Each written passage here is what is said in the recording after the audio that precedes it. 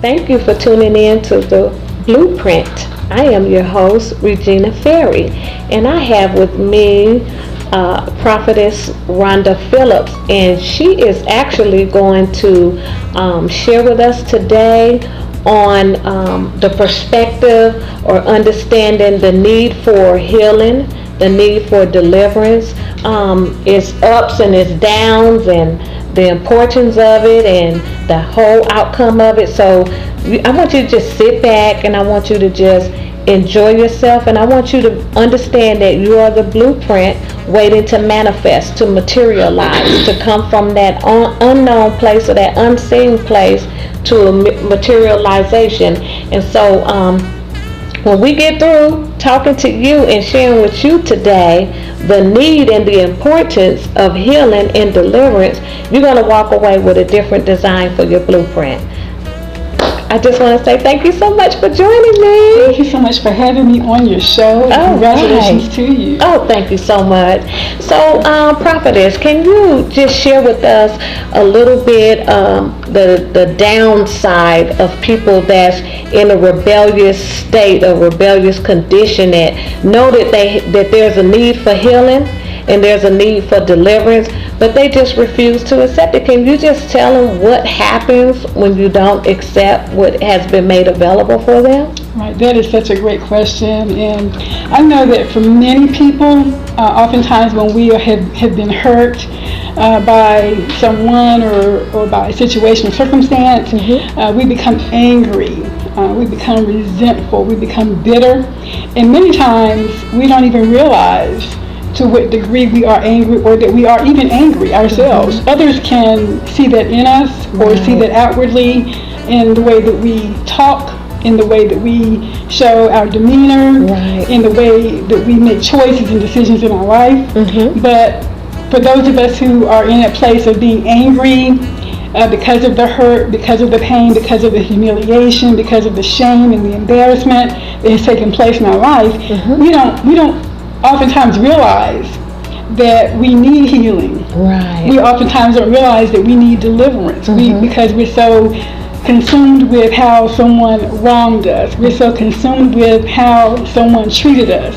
We're so consumed with how they need to be punished that we begin to talk about the situation, we begin to complain about the circumstance, we begin to go through all of these different variations of, how I was done wrong, how they treated me, how this was done to me, I didn't deserve this, I didn't deserve that, that we begin to go on and on and on about how the other person or how the situation affected us, that we don't realize that in that moment we need healing, we need to be delivered, but we don't see that we need that. We don't, when someone tells you, oh, stop complaining, stop being selfish, stop talking about how this person did you, you're being jealous, or why are you so bitter, why are you so angry?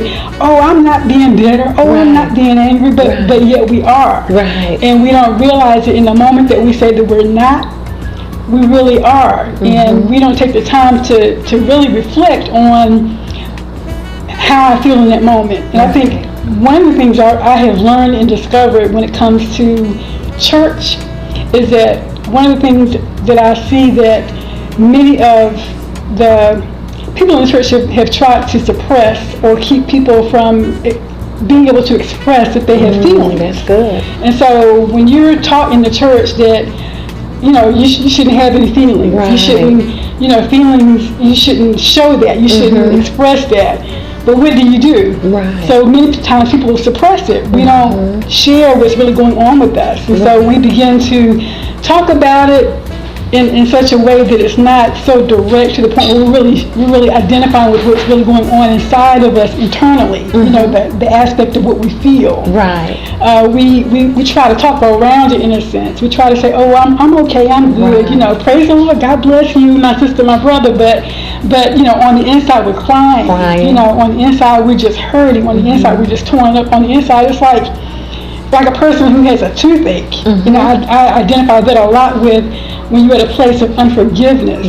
When you have to me, I think about someone who has a toothache. I've had a toothache, on a couple of occasions. And it's where it's a small thing, but it has such a great impact on how painful it can be when you don't address it head on. So when you begin to feel a sense of, like a toothache, a sense of sensitivity, I would say, and it begins to manifest into something greater and more painful if you don't get it treated at the early onset. And so many times, again, when we just deal with the pain, and as it becomes worse and worse and worse, we don't realize how bad it's become. And so we have to actually have that extraction. And so the same, I would say, when a person is actually going through any type of spiritual hurt, when it gets to the point where it has really not only affected you to the point where you may become depressed, you may have suicidal thoughts, you may find yourself at a place where you want to get revenge back out on someone else who has wronged you. You begin to show a measure of insensitivity toward the people that are in your life, whether it be your children, whether it be your parents, whether it be your spouse or your partner. You begin to show a lack of patience with them. All of these things begin to manifest itself because we choose to, or we're not realizing that we need to heal ourselves because of whatever we have carried with us, that it has now manifested itself into something greater that we still don't yet see. And I like what you said, that it becomes infectious now. It becomes deadly. It becomes poison now. And also what they begin to do is use justification for everything that they do, instead of recognizing the need or the importance of, okay, I have, at some point, I gotta, be true to myself and say, look, this is what I need. And pride is a killer. It'll keep you in a place of not receiving what you know you need. Like you were saying, that the church sometimes will have you in a place where you suppressing everything and you make it feel like you can't feel anything. When Jesus, he been touched with the feelings of our infirmities. He know what we go through. He can feel our pain. He feel our agony. He understands everything. And the other person, they understand it too, and they feel it too, but because they've been hurt, they've been disappointed, as you stated, they've been let down, so now they have this wall up, and they believe that everything that they do is justifiable and that they don't need it. And so then you begin to look at that as a spirit of self-righteousness now. Now you're right within yourself, so you don't think that you need it. And so what you're basically saying is, look, you need deliverance. So if you're watching and you one of those persons that Prophetess was just talking about, you need to understand that lay your pride to the side, lay your self-righteousness to the side, lay your bitterness and whatever it is that you've been going through or what you've been suppressing for so long, that you always have to have a justification instead of receiving what has been made available and accessible to you. So I would say to you, receive your healing, receive your deliverance. And so Prophetess, so our my next question to you would be the importance of deliverance and the importance of healing. Can you talk to our audience and let them know what the importance of it is? Sure. I would say that, just speaking for myself, I have been through so much. And of course, I know anyone who's watching, you've been through something. We all have been through something. No one who is existing right now on this planet is exempt from not have gone through something. So we all have been through something. It's just to what varying degree, magnitude, and basically how you made the choice to overcome, whatever way you made the choice to become healed. And healing is so important because you're at a place when you make the decision that you want to no longer say that you're a victim of what has happened to you in your life, but that you are victorious, that you are a victor, that you have overcome. When you make that decision that you want that for yourself, that you want better for your life than what you have been experiencing, when you make that decision that you, like someone else on your program said, that you're just tired of being sick and tired of being tired of what you've been through, when you get to that place in your life, with wherever you may be right now, then and you want better for yourself, then you're making the decision that you want to now be set free. You want to be set free. And I know that one of your other guests on the program earlier, she talked about how important it is to love. Yeah. And I stand true. I hold to that. Yeah. That it is so important to love. Forgiveness is really important. And I know, again, we talked about forgiveness earlier as well. And forgiveness is not for the other person; it is for you. And many times we want to hold that grudge. We want to still punish the other person for their wrong when and you're still holding on to that. But when you make the decision to forgive, meaning that you're pardoning, you're releasing, with whatever that person, whoever that person is in your life that has wronged you, you're releasing what they've done. And you're not excusing the wrong. So there's a difference. So you're not excusing the wrong, but you're just merely understanding that at some point I've messed up. I may not have done it to them, but I did it to somebody. I messed up somewhere. I did something that someone was really hurt by what I did to them. And so I've got to be in a place where I've got to be forgiving of whatever wrong someone has done to me so that I can be free to move forward in my life, in my walk with God. And so when you make that decision that you understand that we're all at a place where there's a part of us that is spiritual, but there's a part of us that is human, and people are going to let you down. But you can't trust in men, you got to trust in God. You got to trust to know that He's going to order your steps. He's going to guide you along the way. And so in the process, there may be some betrayal in your life that may take place with other people. But are you going to put yourself in a position where you're going to allow other people to control you, control your mind, control your destiny, control, what God has for you, and prevent you from receiving it? You have to make that decision. God created you. You're here for a purpose and a reason, and it's up to you to be able to be in a place where you are getting closer and closer to God. I'll tell you, I've been through many trying situations in my life, that have been very painful, very devastating, humiliating, things that have happened to me. I've been wronged by people that, of course, the people that are closest to you can hurt you the most because their aspect of who they are in your life is important to you. It's not like someone who's just, an acquaintance or someone that you see in a passing. But the people that are closest to you, that when they hurt you, it really hurts. It hurts the most. And so it's a process of when you have to see them day to day. It's devastating when you know that you have to make the decision that, okay, am I going to continue to live with this person? Continue to bleed. Continue to bleed, knowing if they're around that I'm going through this, or how do I handle it? What do I do? It's easy, and it's so easy for people to the moment that someone does something wrong, I want out, I don't want any part anymore. But it's another thing when God tells you to stay. And you have to go through the process of you being healed, but also seeing how God would have you to stay in the situation so that you can be there to help the other person who has wronged you. How do you deal with that? I've been there.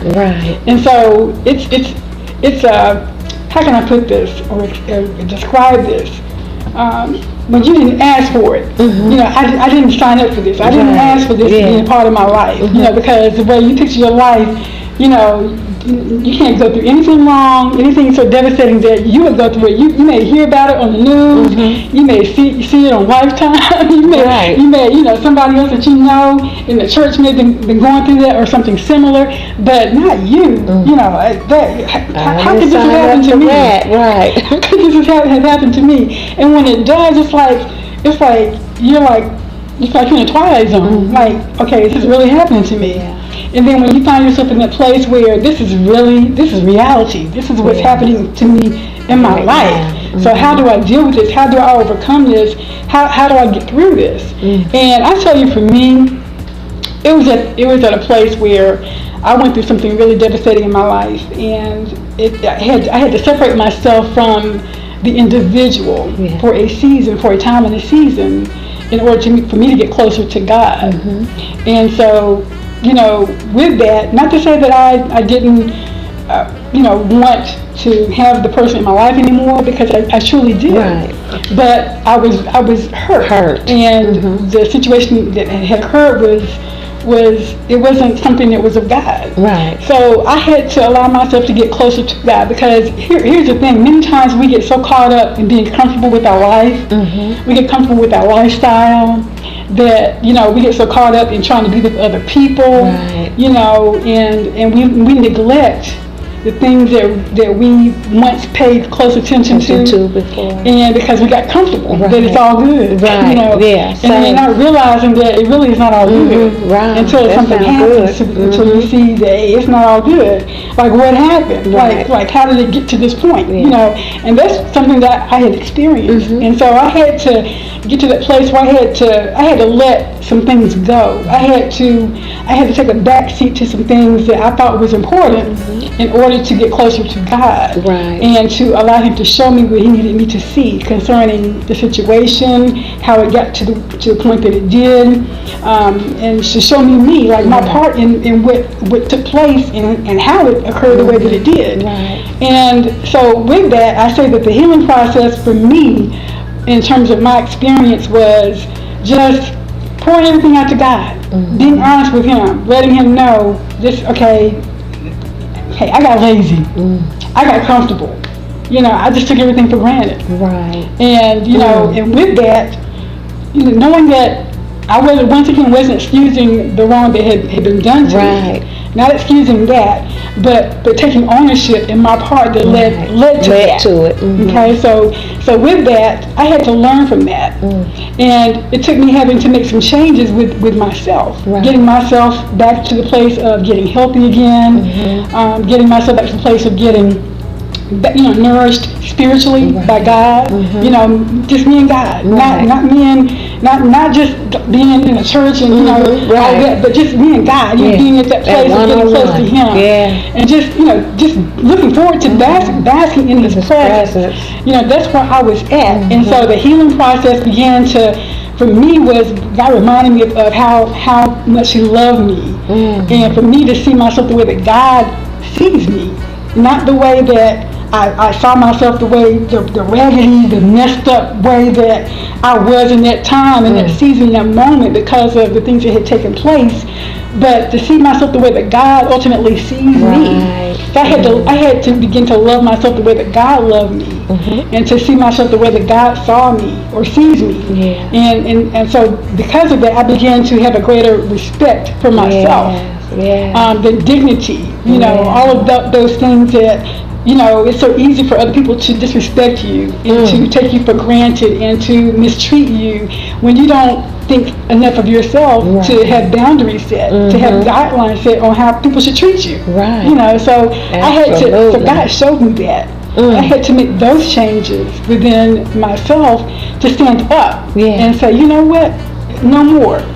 I will respect myself from here on out. So you recognize the need of healing and deliverance, because if you didn't recognize that need, then it would have been layers upon layers upon layers, that it's hard to go in there to just break all those, break them bricks up, break that fallow ground up, just to get you back to that place to where you, have to recognize that I'm in need of healing. I'm in need of deliverance. Like you said, I got comfortable, I got into a condition in my mind, my mentality of feeling like everything was safe, everything was secure, everything was Gucci, if I could say. But then things begin to happen, and so at least you were able to recognize that, this is not what I thought it was. So there is a need now for me to receive healing and deliverance, and not I'm going to deteriorate, I'm going to die, because I heard you say my health was failing, so I had to become restored, and the only way that I was able to be restored is that I had to recognize the need of healing and deliverance. So now I want you to just talk to us a little bit about the benefits, because you almost was tapping into that a little bit, but can you tell us the benefits of healing and deliverance? Amen. That is so good. Once again, I had so many different testimonies that I could touch on to show you about the benefits, but I would say one in particular that stands out for me is as I mentioned earlier, how you can be wronged by other people in your life, and I had to take a time of separation from someone in my life in order for me to get closer to God and for God to show me what I needed to see concerning the whole picture of things.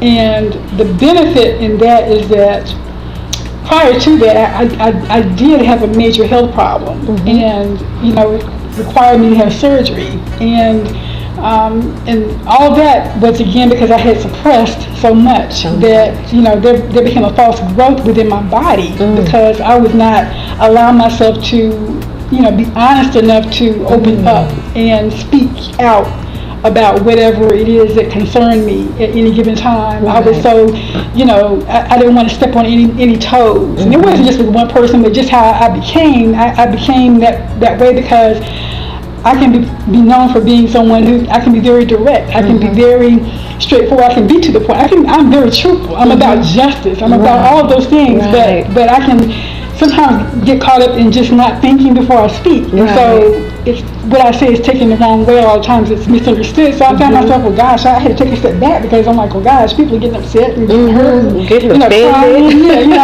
And so I said, well, let me just keep my mouth shut. I got to that place, but because of that, I ended up suppressing so much that it made me sick, and physically made me sick, and so it affected me that way.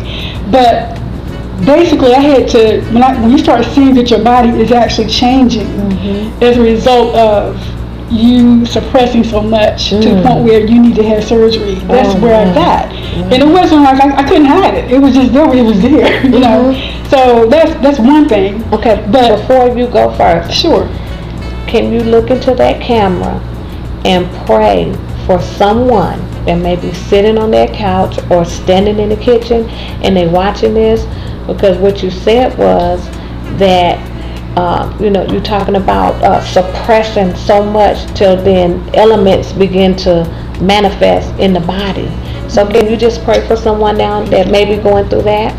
Glory be to God. Yes, Heavenly Father, I just come before you right now that there is someone who's watching right now, someone who's listening, someone who's going through something in their life right now that they have suppressed so much, they've held so much inward, that they are not making themselves physically sick as a result of that. And so they're in denial that their body is taking a toll because they're not able to allow themselves to be true to who they are, and to be able to express themselves in the way that you would have them to express themselves. Not the way that they want to or the way that others want to, but the way that you would have them to say a thing at any appointed time, at any given time, in such a way that it will bring forth enlightenment, it will bring forth awareness, it will bring forth wisdom, and ultimately bring forth love in what they release and bring forth out of their mouth to others.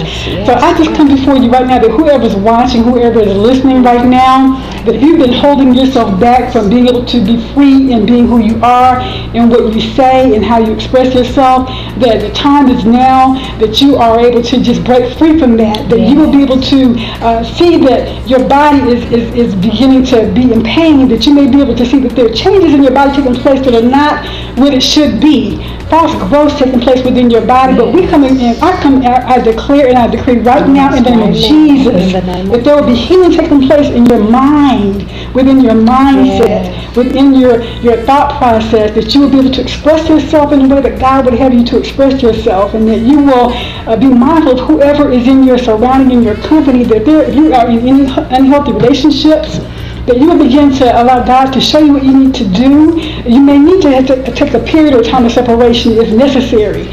You may need to take a time to get closer to God. But whatever you do, acknowledge that you need to get some type of healing in your body physically. If you need to get treatment, if you need to get any measure of direction or guidance on how to get your body to be healed and to be set free from any spiritual bondage that has put you in that place in the first place. But I declare and I decree that God will be able to move forward in your life, and He will begin to release within you the freedom that you deserve to have, to be free in who you are and who you are in Jesus Christ. Amen. Amen. Amen. So go ahead. Amen. Amen. But I think the benefit, was acknowledging that I needed help. Yeah. Acknowledging that I got myself sick. Acknowledging that something had to be done. And I actually thought I didn't want to get treatment. I didn't want to go through the process. I was basically thinking it's gonna go away. And realizing that all along I needed to get the help. But I say all that to say that I had the surgery. All right. Amen. And I got healed. Amen. But I say the same, not just in my physical body, but even in my spiritual. Yeah. You know, it was a freeing. You know, it was a release. And I didn't realize how much of a burden I had been carrying until afterward. I'm like, gosh, I'm so much freer. I'm so much lighter. And again, not just physically, but, you know, from the standpoint of spiritually, I was free. Right. You know, and I didn't realize how much of a burden I had been carrying, how much of a load I had been carrying for such a long time. And so that's the benefit. The benefit, you know, that, you know, now you have the ability to be able to move quicker and faster, and you can, you know, get from here to there in a much better fashion. And I'm, again, not just talking about physically, but from the standpoint of how you're able to think quicker and think be wiser in your decision making, because you're trusting in God and you see what He's done for you in that aspect, but to know what He can do for you, how He can do things for you in other aspects as well. Yes, and I like to think about one of as many benefits as you stated. I like to think about the benefit of, in the Word of God, how it said, you know, deliverance is the children's bread. You know, it's the children's bread, and it's like, you know, even the dog knew how to come to the table, the master's table, and receive the crumbs that fell from that table. So just receiving what it needed, because we know it's talking about the woman, how she came and, you know, she was talking to him about deliverance, about her child or something like that being healed or whatever. And it came to, the scripture said that, you know, wouldn't you know that deliverance is the children's bread. And so not that God is the respect of a person, because He's not, but the benefit, one of the benefits that we have as becoming a child of God is that we could receive the benefits of understanding that we could receive our healing. We could receive, you know, the spring of life, you know, Christ, that He came and He became our benefit. He became our life support. He became our great advocate. He became our high priest. He became our intercessor. Come on. He began to plead our case. He caused us to be declared not guilty when we were guilty. He caused us to receive redemption and justification and glorification. So we have received so many benefits from the Father from receiving our healing and our deliverance. And one of the areas that you were talking about is how you recognize the need of it, and how you begin to let go of those areas that had you bogged down, those areas that had you feeling like you were in an obscure place, a place of where you wasn't accepted because some of the things that you were saying, because it was so, you know, in your face, it sounded confrontational, it sounded argumentative, but you was just taking a stand, because whom the Son set free, who He made free is free indeed. I'm made free. It was made available for me. And so it's just like sometimes people can't understand that part, and then they make you feel, if you don't know who you are in Him, you will walk away with the need of not receiving what you could have got at that point, because you basing everything off of what somebody else say, think, or feel about you. And so it's just a great honor and pleasure for you being here and just sharing with us the benefits and the downfall of when we don't receive it. And so if you're here and you're watching and you want to support this broadcast, you can call us at 704-713-5803, and you can come and share your testimony. God bless you and make it a great day.